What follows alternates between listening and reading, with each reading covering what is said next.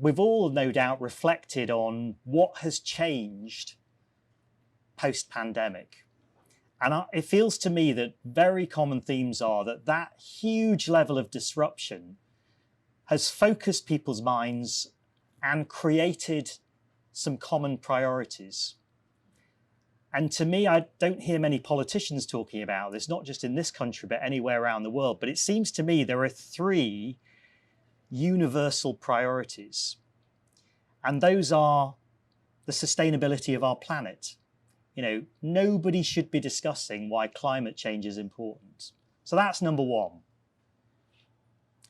Number two, universal healthcare. You know, we've all had to recognize instantly our interdependence through the pandemic. And that has trumped so many other things to prioritize how we look after each other, how we care for people. As leaders and managers in businesses, your business priorities come second to the priorities of the people around you and what's going on in their lives. So it feels that actually the resilience of that system is a real priority. But then I think the third universal priority is universal skills training. The idea of upskilling, reskilling, and making sure that everybody can participate in the rewards of the fourth industrial revolution. That feels like that level of priority. So there are certain things I think in common with those three macro priorities. They feel that they're all about sustainability. It feels that they're all about how do we create resilience within the system. It feels that they're all about solidarity, that we can't do this on our own. And it feels actually to me particularly that there is a very, very strong intergenerational element across planet, healthcare, and skills training. And it's as much about how do we take everybody with us who's with us going forward, but how do we have a very, very strong focus on the generation behind us? And we have to plan not for quarter by quarter, we have to plan by decade ahead.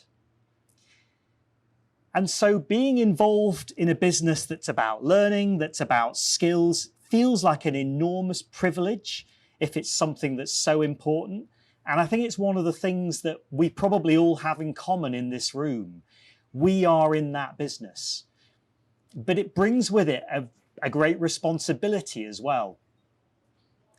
And on the journey that we've been on as a business, it was very important to me that we enshrine a sense of purpose and focus in a more solid way. So we've been working really hard over the last 12 months to get ourselves in a fit state to submit an application to become a B Corporation in Q1 of next year. That's been an amazing journey. And it's all about making sure that purpose sits alongside with an equal footing to profit within our business. And as a purpose-driven business, always, it feels actually really liberating rather than going in search of our purpose, to have recognized this is what we do, it's incredibly important, and we have a responsibility, so we need to be responsible about it. So the purpose of Future Talent Learning is better workplace learning for a better working world. And like a lot of purpose statements, they trip off the tongue rather nicely. But it's really, really important that we actually have as much impact as we possibly can. And naturally, we want to focus on the growth of our business commercially. And I really hope that you'll be part of that.